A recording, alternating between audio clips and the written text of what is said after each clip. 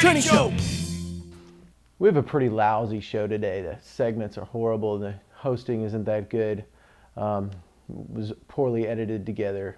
No, I'm just kidding. It's a good show. You should stay tuned. The TCTV Training Show is coming up next. We're going to learn all about orchestras in Olympia, and we're going to learn about the Port of Olympia and a little controversy there, plus a training tip of the day not to be missed coming up next on the TCTV Training Show. It's the TCTV Training Show. The TCTV Training Show. They're learning how to shoot and learning how to light, learning how to mic and edit right. These are TCTV's finest in training, doing their best with focusing and framing. It's the TCTV Training Show. The TCTV Training Show. You're watching TCTV. It's the Training Show. The TCTV Training Show. They will get better. Welcome to the TCTV Training Show. I'm Robert Kim, the Member Services and Media Education Manager for TCTV. The TCTV Training Show is composed of videos produced by members of the Digital Field and Editing class. It airs on 8 p.m. Thursday nights and 3:30 p.m. on Sundays, only on TCTV Channel 22. Let's go to our first video by Martha Coria.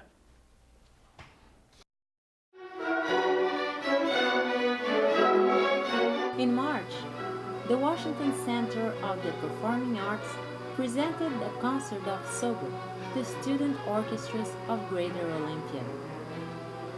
SOGO is a not-for-profit organization founded in 2000 by student musicians. SOGO provides music education for the young musician at the elementary, middle, and high school levels. The mission of SOGO is to provide a challenging, fully integrated music experience for the young musician. Students at all levels of SOGO will have the opportunity to participate in full orchestra, woodwind, brass and string ensembles, coaching, music theory, history, and ear training. In order to maintain this not-for-profit organization, SOGO promotes some fundraising events, like the auction of these violins that were transformed into pieces of art by local artists.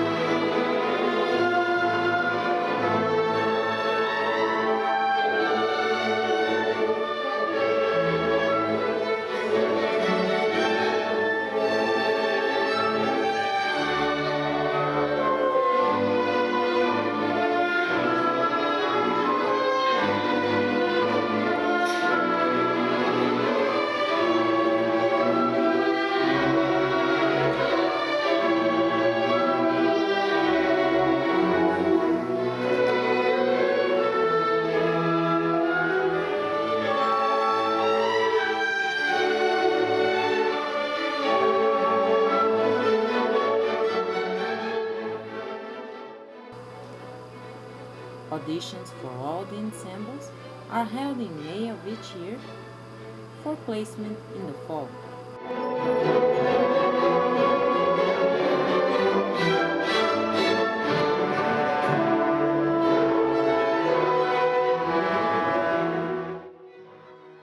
For more information, please log on to www.studentorchestras.org.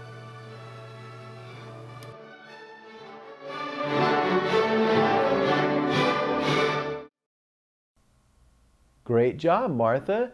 Excellent work. I love the voiceover in this piece. Martha took the time to write a voiceover, to script this thing out, and relayed all of this wonderful information to us underneath the video there. Coaching, music theory, history, and ear training. The only criticism on the voiceover is that it sounds like she used the camera mic. I can hear a camera motor in the background, and there's also a bit of reverb. SOGO is a not-for-profit organization founded in 2000. The voiceover could have been louder in this piece. I had a hard time hearing Martha at times, or maybe it was just that the orchestra was a little too loud. Very good ending. She summed it up well, and this was a nice, informative piece. Great job, Martha. TCTV Training Show. Let's go to our next piece by Stanley Stahl and Diana Santora.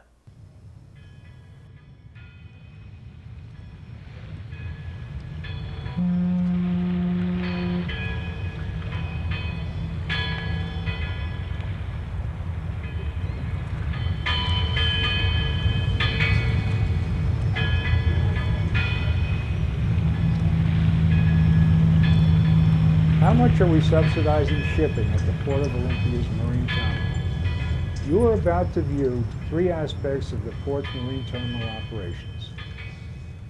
Use of the City of Olympia and other local city police at great expense on overtime to deal with protesters regarding military shipments. The second, cost dredging to keep the shipping channel open for movement of large ships. Third, environmental and health risks implicit in bringing big ships into our small bay. Are there alternatives to large ships berthing at the marine terminal without losing the investments already made into the infrastructure and without operating at a loss?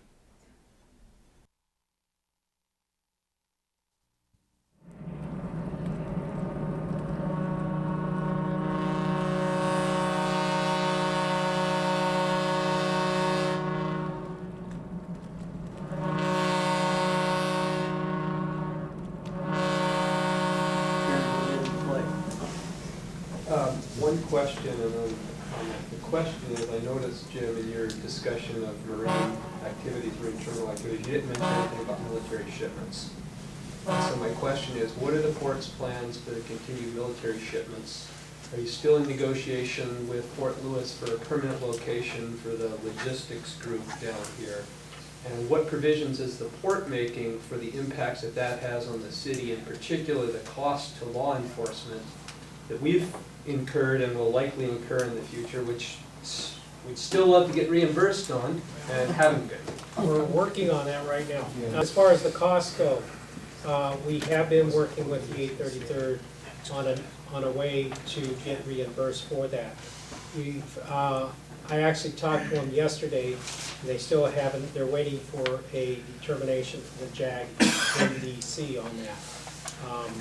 But as we've explained to them that this is very important in going forward with any future shipments, this has to be resolved. And they realize that, and they realize that has to be resolved for everyone, not just this community, all communities. So we're moving forward. Hopefully we'll hear something soon on that. My name is TJ Johnson. I'm a member of the Olympia City Council, chair of the Budget Committee for the city, and a member of Olympia Port Militarization Resistance. I'm down here at the Port of Olympia to protest the continued use of our public port and the use of our public dollars to support a war that nobody in this community wants. Back in 2006, after a 17-year hiatus, the Army began using our public port once again to ship weapons and war. Back in 2006, in May, the shipment went out of here. The costs of that shipment are unknown because we can't get all the information. What we do know is that it cost the city of Olympia at least $13,000 in May of 2006. It cost the port, Thurston County Sheriff, a lot more than that. We asked for reimbursement from the port asked for reimbursement from the Army, and the Army told us to forget about it. So citizens of Olympia were out 13 grand in 2006. Here we are in November 2007. We have another striker brigade passing through our port. We're 3 days into this. So far, this has cost the city of Olympia $10,000, and the city expects that cost to at least double before this shipment is over and done. We will ask for reimbursement from the port. I'm fairly certain the port will ask for reimbursement from the Army, and the Army will once again tell us to get lost. So the question remains, why should the citizens of Olympia be paying be using our tax dollars to pay for military shipments to a war they don't agree with, to an occupation that's illegal and immoral. It's time to bring this to an end. That's why we're out here. The USNS Britain that just docked in Olympia is a big ship. It's 950 feet long and displaces 69,500 tons. Actually, as big new ships go, it's fairly typical. Since the Britain came and left Olympia and stayed through several changes in tide, one has to wonder why we need to dredge 500,000 cubic yards out of the bay. My guess is that the port's vision is for 3 such ships to be tied to the dock at any given time, and that these all changes of the tide. Air quality will be impacted. Ships, even in relatively open areas, are a big source of pollution.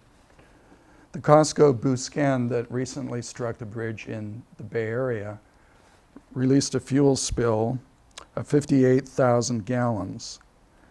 This is fuel for the ship. It's not a tanker. This is fuel that will probably be contained in every ship that's entering Olympia.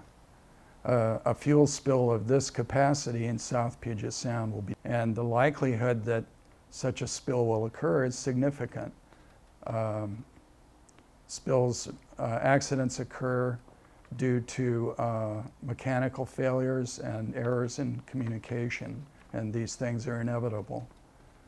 A ship hits a bridge in San Francisco Bay about every 10 years. What's the likelihood that a ship is going to hit a rock traversing the length of South Puget Sound? I'd say it's very good.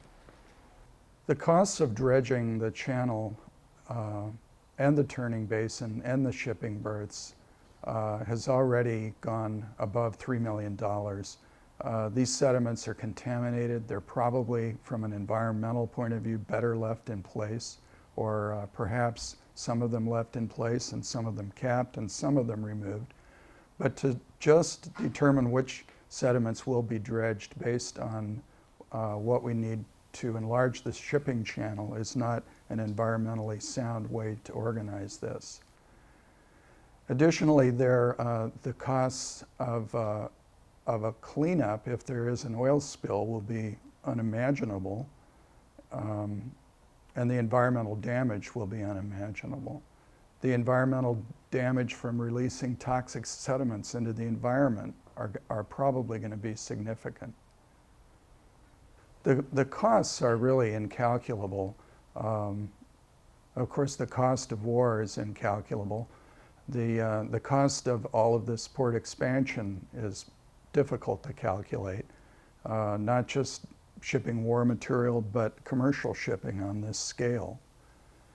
And I personally wonder why we're even thinking of bringing ships this size this far inland.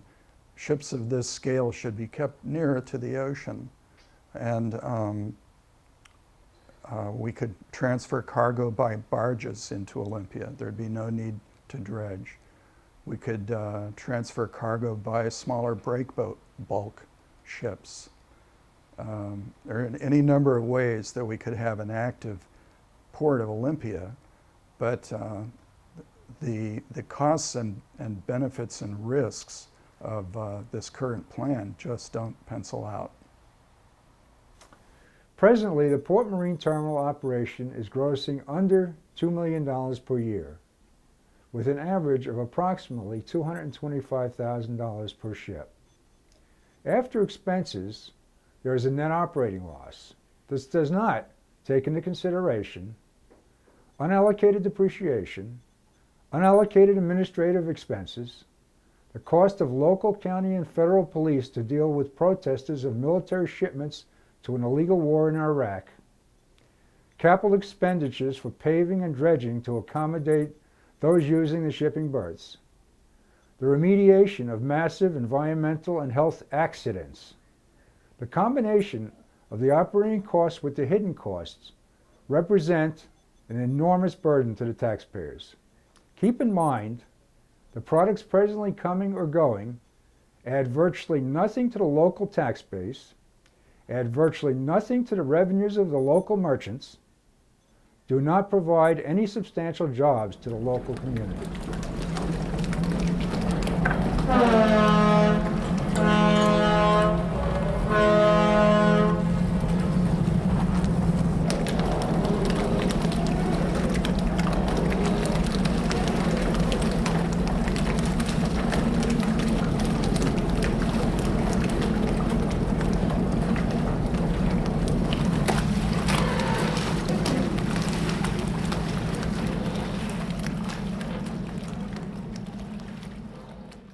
I love the beginning. Great job on that zoom from the kissing couple out to the ship in the port. That was excellent. Great timing. You've got that battleship in the shot there. And it really sums up kind of what you're trying to say. So nice artistic flair there. The host at the very beginning was framed nicely. Nice headroom, lead room, all that stuff framed in the shot really nicely. But I think it would have been better maybe with a little bit better lighting and maybe just a better background. You know, you don't even, it would have been great to see you in front of the port talking like that, but you don't have to go all the way out to the port. You can come in here to the studios at TCTV and use Studio B, and we have a green screen and it looks like this. And then you just make the green whatever you want and make a nice background. You could have used that battleship. But just a suggestion, it was pretty good. The yellow text at the bottom of the screen was a little bit hard to read. I would suggest putting a drop shadow on that to make that more visible. And I really like the use of the newspaper headlines in this piece. So it's a great cutaway to use the newspaper headlines. Something was wrong with this frame. I couldn't put my finger on it. Something. Oh yeah, that must be what it is. Okay, well, make sure you have a proofreader or a dictionary nearby. There was a jump cut or a couple of jump cuts that could have used a shot of that ship, the picture of the ship instead as a cutaway. I don't know why those jump cuts needed to be there. But the main issue with this piece was it didn't follow the rules. It was too long, and probably because the topic was just too big for a short 5-minute piece. This probably could have been turned into a 30-minute video. But you have to follow the rules and stay within the time limit. So there we live and we learn. So, but yeah, if your piece is just coming out too long and it's just supposed to be a short piece, you probably have too big of a topic. You need to narrow it down. Take on one section of the port, one incident or something, one group of protesters on one day and the effect of that. I don't know. Just maybe a smaller topic, shorter for a shorter piece. But good job, guys. We're going to go to the training tip of the day with Peter Goodmanson, and this is an epic training tip of the day. So now that we've already seen an epic training segment, we're going to have an epic training tip of the day. So stay tuned for this one. Training show.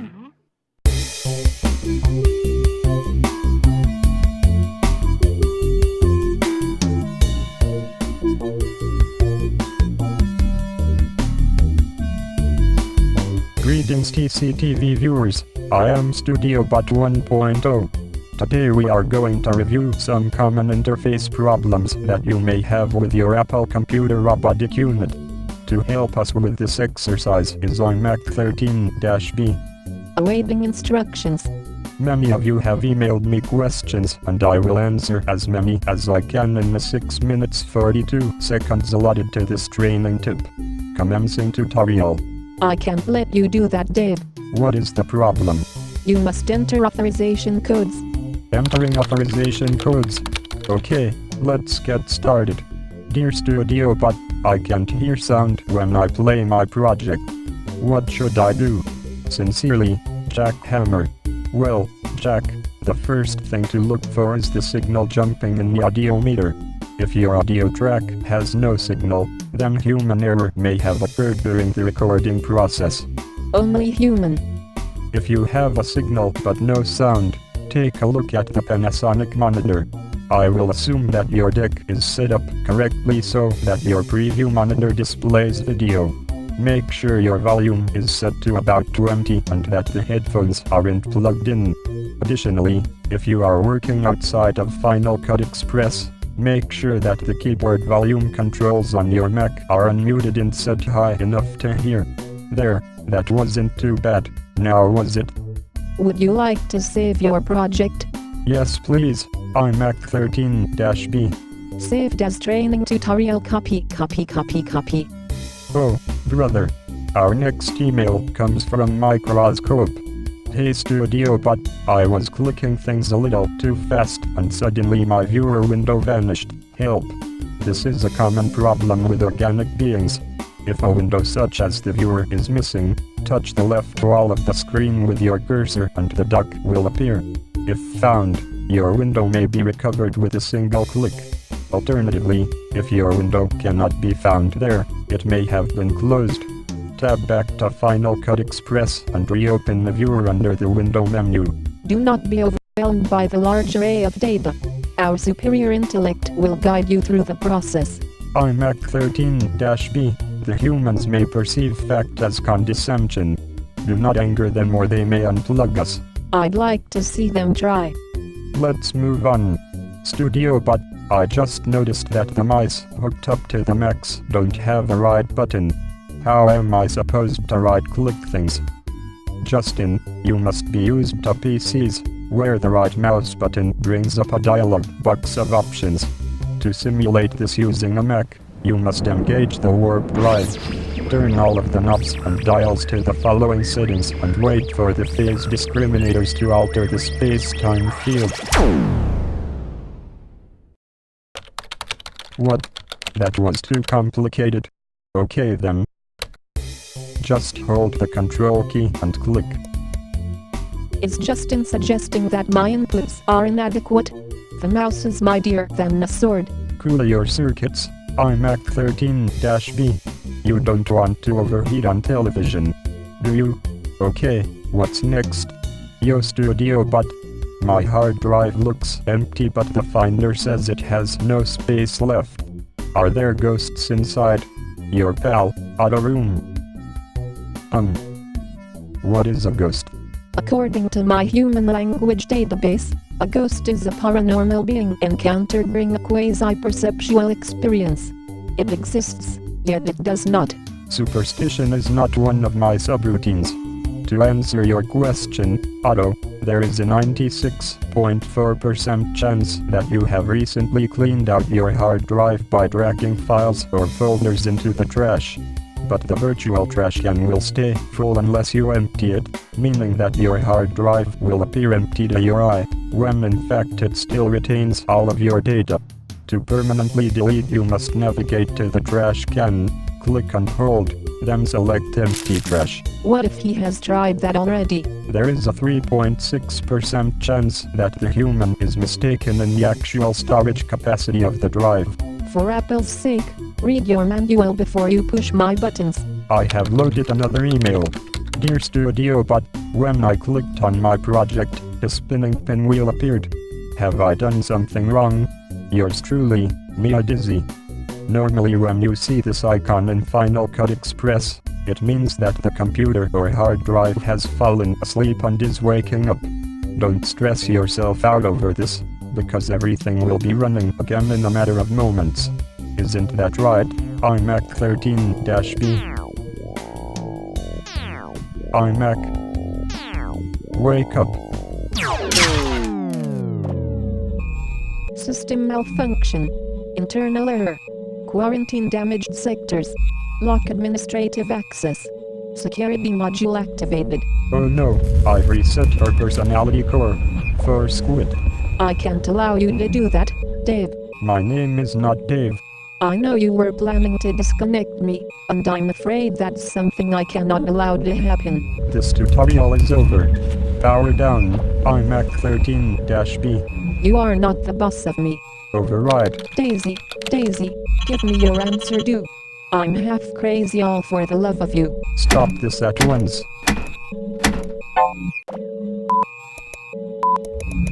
Oh crap. I'm out of here. To the escape pod.